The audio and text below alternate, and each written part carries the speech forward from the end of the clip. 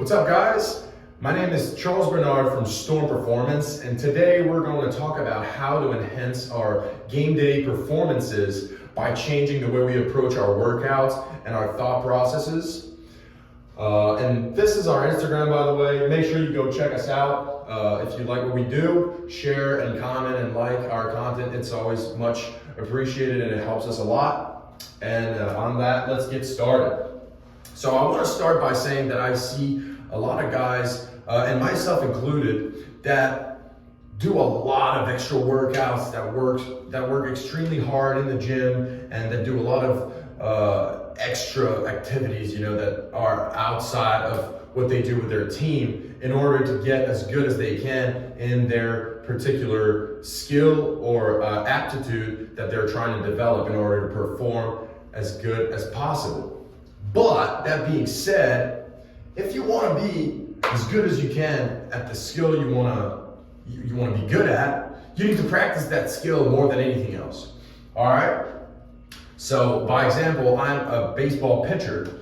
If I want to be as good as a pitcher as I can, I need to pitch, right? And we're going to talk about this later, but if I want to be confident about my ability to throw a baseball, I need to be able to practice that over and over and over and over again. No matter how many times I'm going to do stuff that might look like they correlate to the movement, like throwing a med ball or doing some overhead stuff, like all these things might look like they correlate to the activity that we're doing, but they're still not replicating it. So no matter how good I am at throwing a med ball, it doesn't mean anything to my ability to throw a baseball, which is ultimately what I want to accomplish. So we need to keep that in mind and make sure that we practice our skill a lot if we want to get better at it.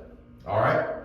The second thing we want to do is invest ourselves fully into every aspect of our preparation. So in our preparation, we have practice, we have the way we eat, the way you do homework, the way you read or write, or the way you work out. All these things are stuff that adds up at the end and creates the whole preparation for your game.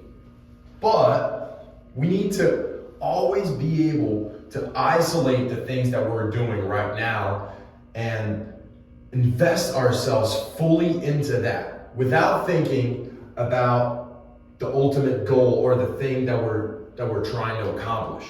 So let's say I want to throw 100 miles per hour. I still want to be able to forget about that when I'm into the present doing something else. So if I'm at the gym and I'm squatting, by example, I don't want to be thinking about how this squat is going to help me throw 100 miles per hour and then think about, oh shit, maybe this is going to help me do this better and do that. Like, I just want to squat because I want to squat, and I'm going to squat as good as I can right now because this is all I can control. So if you actually want to help yourself, stop thinking about your skill all the time and every other thing that you do and how these other things relate to it. Just start doing the other things as good as you can. And then you will see that, oh, actually, without thinking about the skill, you're getting much better at it, because when you're doing other stuff, you're not thinking about it constantly. You're thinking about the stuff you're doing right now. And this is helping you do that stuff better, which helps your preparation a lot more. The third point we want to see is prepare for what we want to do and more. So I see so many athletes that just think that they're doing extra stuff that helps us towards their performance, but is actually not doing much or almost doing nothing, because what they do does not replicate the stress that they're going to put their bodies through when it comes to their performance. So once again, I'm a baseball pitcher. I throw the ball at a certain speed, and this throwing causes a lot of stress on my body and on my joints. So then, if my preparation for that is doing small bands or lifting small weights or doing things that do not have a high stress on my body, then how the hell am I going to throw the baseball as hard as I possibly can? Because my body's not going to say, oh yes, we can do that fast and we can throw hard if my body's not ready for it.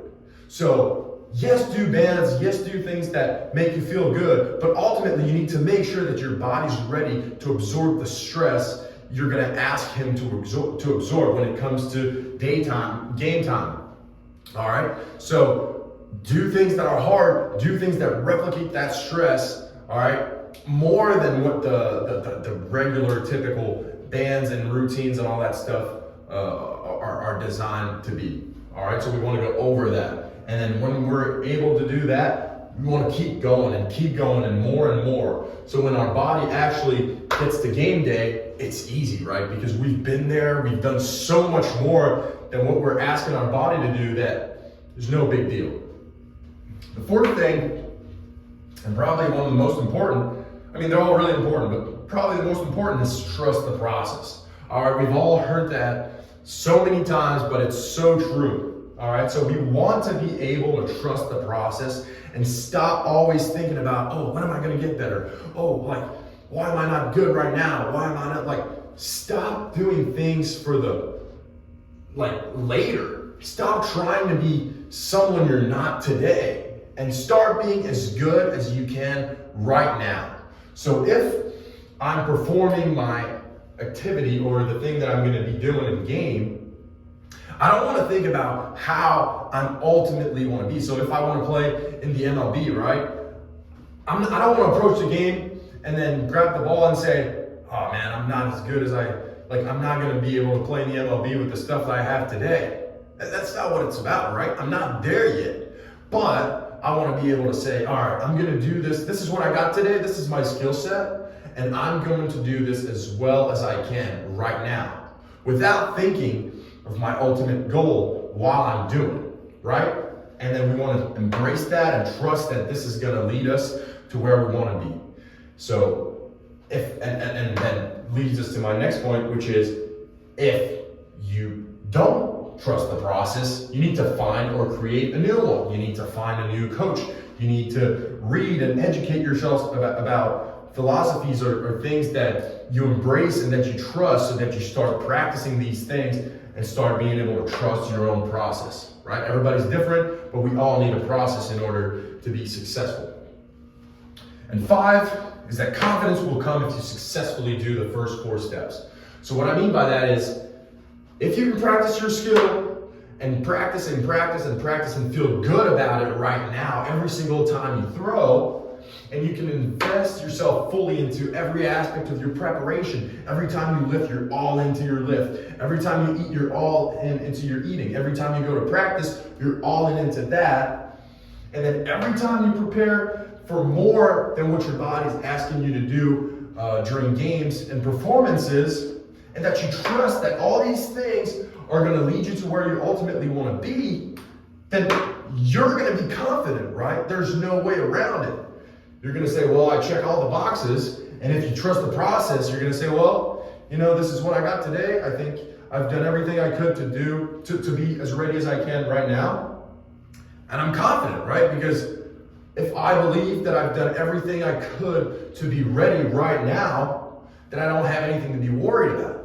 And then if I'm in the present as much as I can and I don't worry about the outcome, I don't worry about whether I win or I lose or whether this or that happens, I'm going to be able to rationalize all these things and feel confident about my performance, about the moment right now.